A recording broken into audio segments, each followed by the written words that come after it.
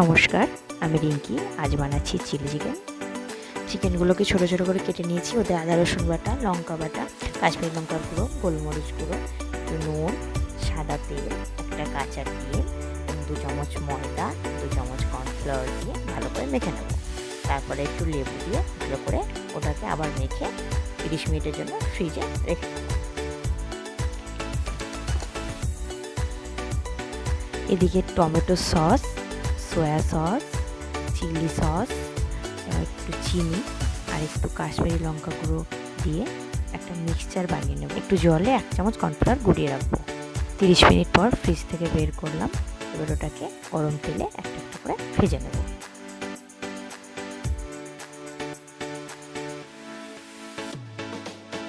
ওই তেলে রসুন কুচি, আদা কুচি দিয়ে একটু নাড়াচাড়া করে তারপর ছোটো ছোটো করে কেটে নেওয়া পেঁয়াজ, টমেটো, ক্যাপসিকাম এবং লঙ্কা দিয়ে ওটাকে আবার একটু ভেজে নেব।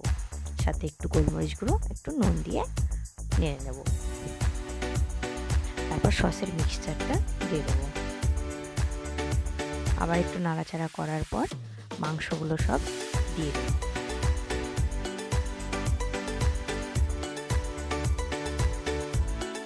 হালকা গ্রেভির জন্য এবার কর্নফ্লাওয়ারের যে মিক্সচারটা বানিয়েছিলাম ওটাও দিয়ে দেবো। দিয়ে নাড়াচাড়া করে ব্যাস, তারপর একটু ফুটিয়ে নামিয়ে তৈরি